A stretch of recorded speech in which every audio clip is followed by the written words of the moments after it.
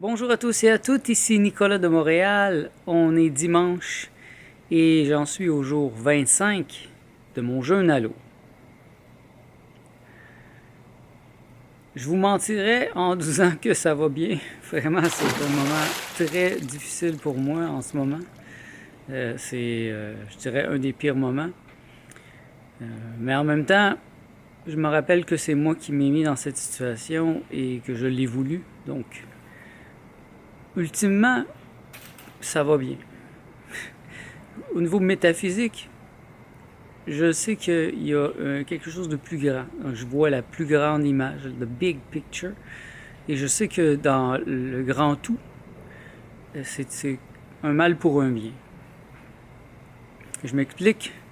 Dans le fond, c'est la continuation des derniers jours. Présentement, c'est en permanence. J'ai une nausée, mal au cœur. Même si je voulais vomir, il n'y a rien à vomir en fait. J'ai rien mangé, donc je sais qu'il n'y a rien à vomir. C'est simplement toutes les toxines qui sortent. Et ça sort beaucoup par les poumons, par la gorge. Et ce qui rend pas les choses faciles non plus, c'est que ben, je suis dans un contexte hermétiquement fermé, parce que c'est l'hiver ici, donc idéalement, quand on fait un jeûne, on devrait être dans un endroit où il y a beaucoup d'oxygène. Vous voyez, quand je suis dehors comme ça va beaucoup mieux, je me sens beaucoup mieux. Mais à l'intérieur, c'est sec, parce que ça chauffe à l'électricité. Et bon, je viens la gorge sèche. Et ce goût putride est comme omniprésent. Il n'y a rien que je peux faire. Parce que je peux rien manger. Je peux rien prendre pour enlever ce goût. Et c'est assez intense. Et en fait, c'est l'image du pergélisol dont j'ai utilisé cette semaine est très bonne présentement. Je suis en train de faire sortir des toxines dans mon corps qui sont là depuis très longtemps, mais qui étaient cachés. Je ne m'en rendais pas compte qu'ils étaient là. Et là, ils sortent tous en même temps. Et je suis submergé par les toxines. Et je dois dire que si j'étais pas heureux profondément, si j'étais pas quelqu'un qui a une volonté de vivre, je pourrais facilement sombrer dans le désespoir. Parce que c'est vraiment difficile. Et c'est un désespoir qui est plus profond aussi, parce que le poison, c'est un poison qui est là dans la société. Et moi, je suis un homme métaphysique, donc je ne suis pas simplement un homme physique. Je vois ce poison qui sort en moi, c'est des poisons qui ont été mis par l'appareil manipulateur plutocratique dans mon corps. Par les vaccins, par tout ce qu'il y a dans la nourriture, tous les produits chimiques que mes parents m'ont donné sans même le savoir. Ils n'étaient pas conscients, mes parents, à cette époque, que l'appareil manipulateur plutocratique leur donnait des produits qui n'étaient pas bons pour moi. Et bon, les toxines dans l'air, les toxines dans l'eau, tout ça.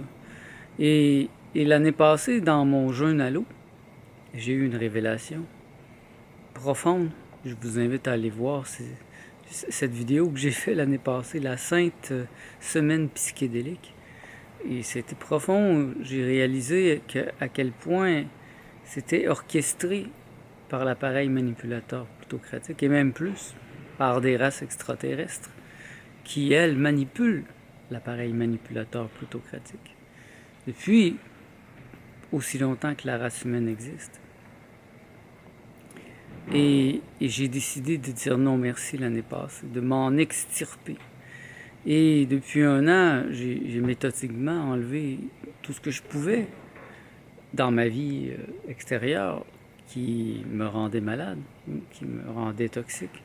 Les savons, la nourriture, la pensée, les ustensiles, le linge. Il y a beaucoup de choses qui sont dans notre vie qui causent vraiment des toxines dans notre corps qui continuent à nous rendre malades. Et là, j'en suis au point où je dois extirper des choses qui sont fondamentalement à l'intérieur de moi, et c'est ça qui est difficile présentement. Ça fait mal. C'est vraiment douloureux. parce que là, je suis submergé. Je suis submergé par... Et c'est des émotions aussi, c'est vraiment incroyable. J'ai le goût de faire de la bande dessinée. Ça fait des années que j'ai pas eu le goût de faire de la bande dessinée. Ça me dit que j'étais en train de brûler des mémoires de quand j'étais plus jeune. Parce que quand j'étais jeune, j'étais très passionné, j'avais le goût de dessiner. Et ça me revient, j'ai le goût de dessiner. Mais en même temps, ben, j'ai tout ce bagage, ces poisons. Mais je veux passer à travers. Et je veux le faire. Je veux le faire maintenant. Parce que quand ça va être fait, ça va être fait. Et je vais être libre. Et c'est difficile parce que c'est profond, c'est une nausée. Laissez-moi vous expliquer. Présentement, je suis en train de lire des livres sur l'histoire. Donc l'histoire de l'humanité. Là, je viens de terminer un livre sur Byzance. J'aime la culture, je suis un amateur de la culture générale. Et ce matin, j'ai commencé un livre, c'est un petit livre pour enfants, c'est un livre illustré sur la Bible. Donc c'est les histoires de la Bible. Et quand je lis ces choses, j'ai une nausée. D'ailleurs, il y a un roman de Sartre, Jean-Paul Sartre, qui s'appelle La nausée, que j'ai l'intention de relire bientôt. Et cette nausée, c'est le sentiment qu'on nous ment. C'est le sentiment que je me fais mentir par tout un appareil manipulateur qui nous dit pas la vérité. Un peu comme dans Matrix. Dans le film Matrix, les gens dans la matrice, eh bien, vivent dans une époque contemporaine d'aujourd'hui. Alors qu'en vérité, ils sont en 3000 quelque chose, ou en 2000. Ils sont vraiment dans le futur. Et la machine imprime sur les gens une fausse histoire. Donc c'est une fausse histoire de l'humanité. Et quand je lis ces choses, je suis curieux et j'aime ça parce que ça me fait comprendre mieux l'humanité, mais en même temps, je peux pas m'empêcher de croire qu'on nous ment. Qu'il y a des formes d'existence extraterrestres ou intraterrestres présentement qui nous regardent nous manger entre nous, nous autodétruire,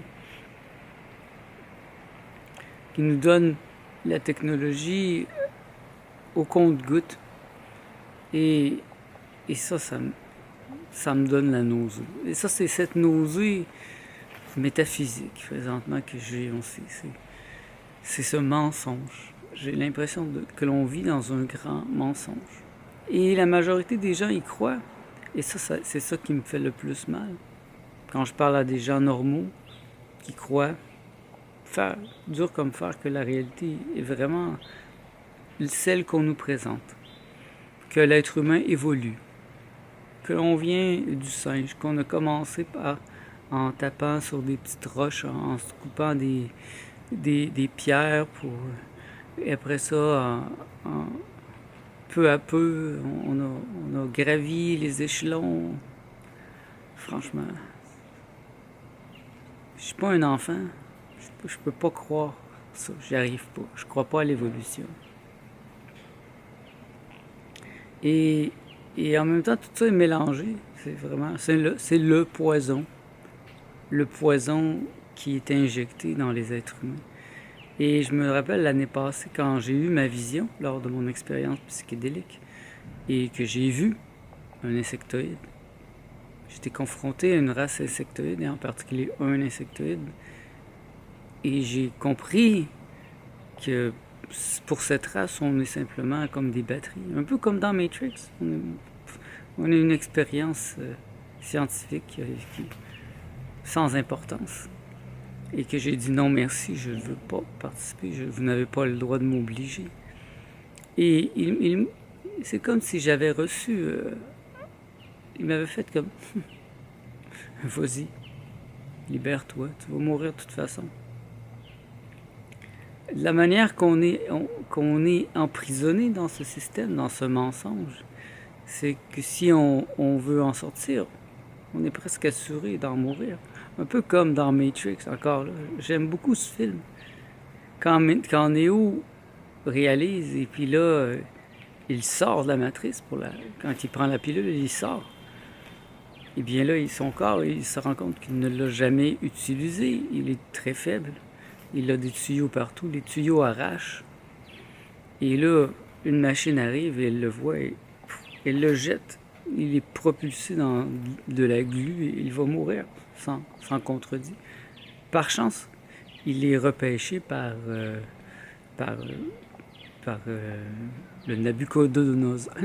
Nabucodonosor et son équipe et Morpheus. Et là, il s'occupe de lui. Mais dans la majorité des cas, si quelqu'un se réveillait comme ça, il va mourir. Il est laissé à lui-même, avec un corps qui n'est pas habitué de vivre.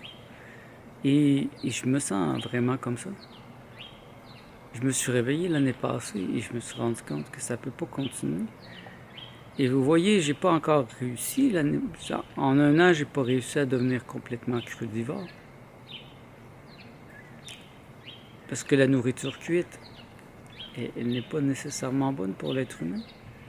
Vous savez, moi, j'ai tellement étudié le sujet que pour la majorité d'entre vous, c'est pas important. Mais par exemple, le pain. Ce que j'ai compris, moi, c'est que les grains, un grain, là, dès que ça prend quelques heures ou quelques jours avant qu'il soit oxydé.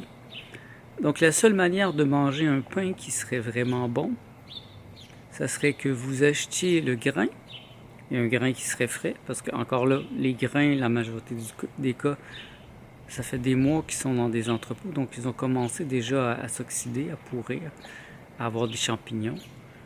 Mais si vous aviez un champ, vous aviez du grain frais, et là vous pouviez le moudre sur place et faire votre pain directement, alors là, le pain serait bon pour vous. Mais même le pain biologique de grains entiers n'est pas bon parce qu'il est déjà oxydé. Et tous les graines dans les magasins. C'est la mode pour les crudivores, les végétaliens de faire des nourritures avec des cachous. Mais les cachous sont extrêmement sensibles. Ils sont pourris généralement. Quand ils arrivent à notre table, ça fait des mois qu'ils sont oxydés. Ils ont été conservés sur des tablettes à la chaleur. C'est rare de voir des magasins qui vont conserver les noix dans le frigidaire.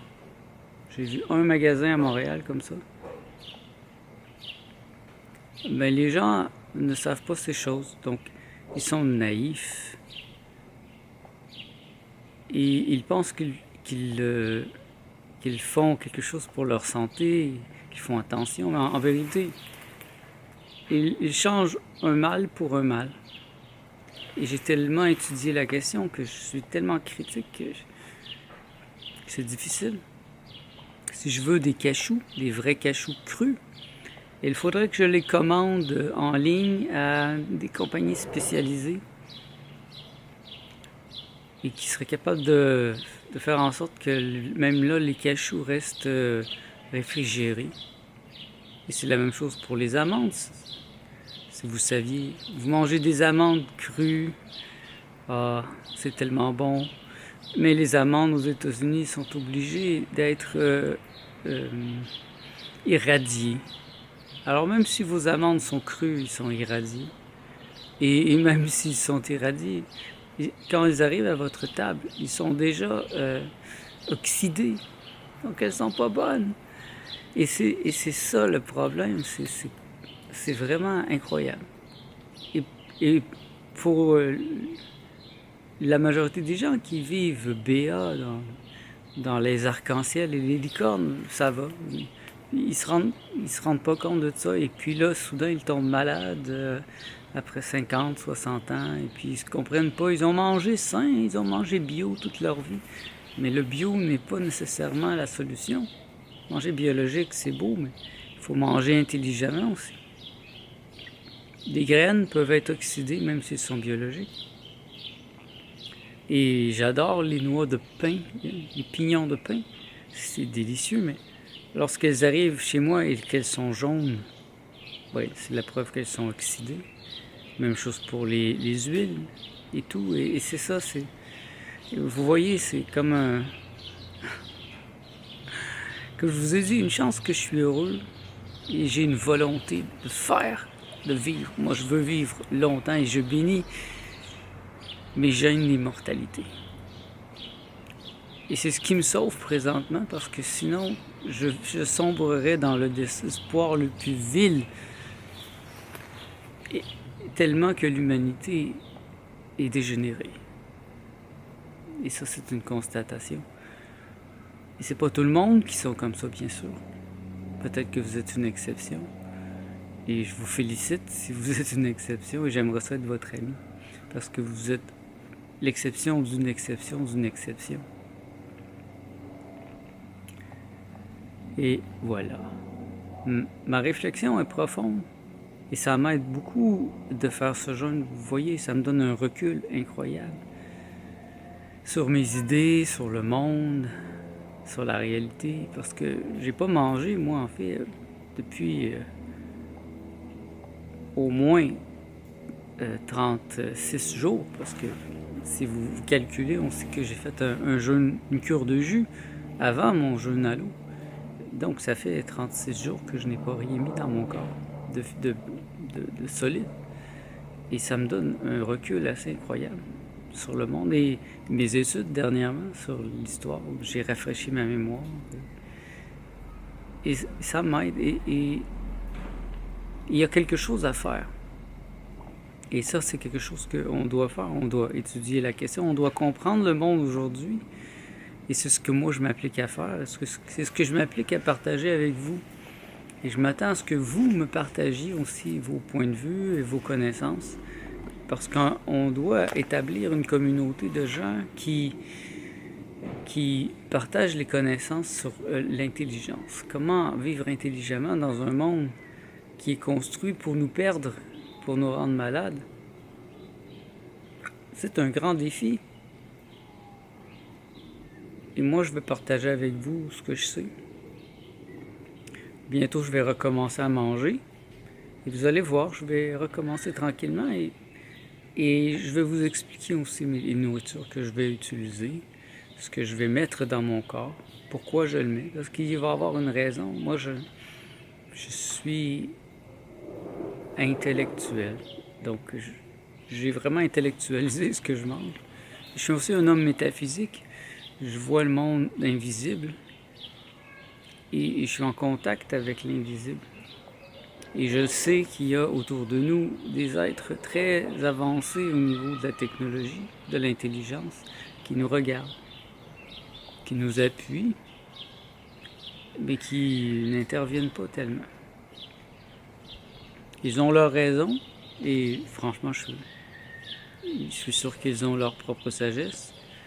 Mais il y a aussi des êtres très avancés technologiquement,